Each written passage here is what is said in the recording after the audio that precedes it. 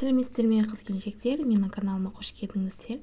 Бүгін сіздерге үйде дайын болатын тез және қарапайым пирог дайындайтын боламыз. Маңызды жерлерін көру үшін өткізіп жібермей, видеоны таңсыз қараңыздар достар. Осылай үлпілдеп әдемі шығады. Достар, менің каналыма тіркелмеген болсаңыздар, тіркеліп және лайк басып, комментарий жазуды ұмытпаңыздар. Әуелі бізге 3 жұмыртқа керек болады. 3 жұмыртқаны шағып аламыз да.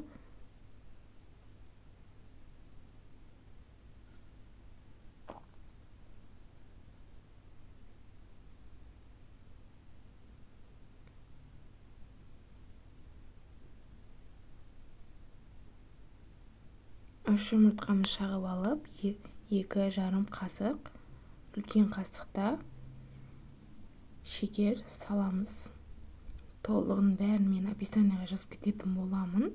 Сол жерден қарасаңыздар болады. Блендермен жақсылап араластырып, шекері ерігенше араластырасыздар. Аппақ болып көпіру керек. Не осылай көпіреді? Дәл осылай істеп аласыздар. Видеода қалай көрсетілген, дәл солай жасалу керек. Сол арада май құямыз. Майды мен күнделікті тамаққа істетіп жүрген майдан қосам. Өте күшті шығады достар.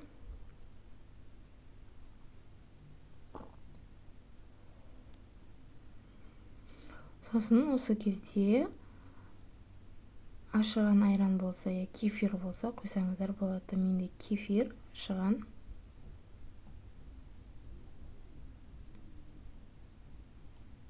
Кефирге расслабитель саласыздар азғантай. Үйде қалып қойған айран болсын, сүт болсын, кефир болсын, қаймақ болсын, қаймақпен де істеуге болады достар. Достар, менің каналымда басқа рецепттер де бар. Соларды да көрсеңіздер болады. Салат бар, тамақтар бар. Соларды көрсеңіздер болады. Ал сосын ұн қосамыз. Ұнды астынан бастап жақсылап араластырамыз. 2 бөлікке бөліп ұн саламыз.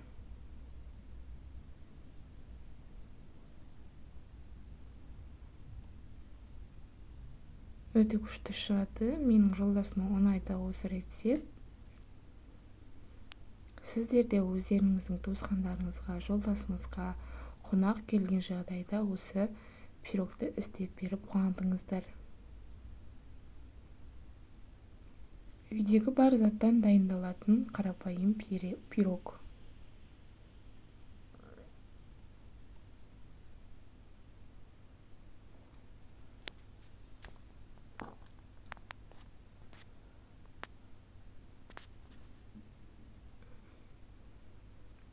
Сол арада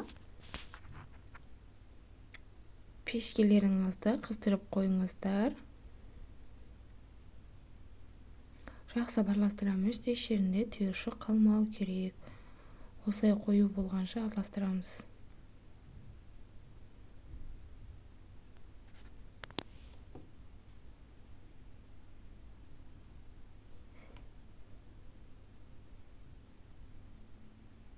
Көріп тұрсыздар, осылай дәл қою болады.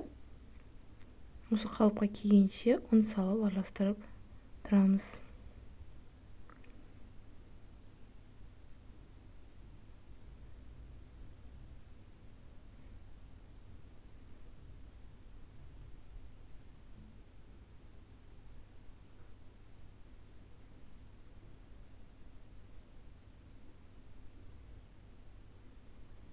Салып аласыздар бәрін.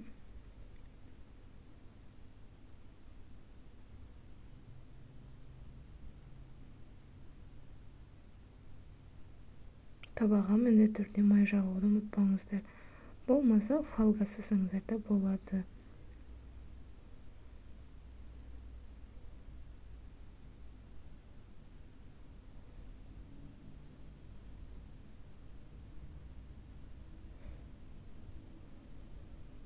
180 градуста 30 минуттай пісіріп аласыздар. Өте күшті, өте әдемі шығады. Үстіне мен әдемі болсын деп жұмыртқаның сарысын жақтым. Ол да жақсаңыздар да болады. Беті сап-сары әдемі болып пісіп шығады. Ерекшелігі осы бетіне жаққан жұмыртқамда. Құдай шығасыздар. Ал дайын болды достар. 180 градуста 20 минуттай 30 минуттай пісіріп аласыздар. Өте күшті, дәмді шығады достар.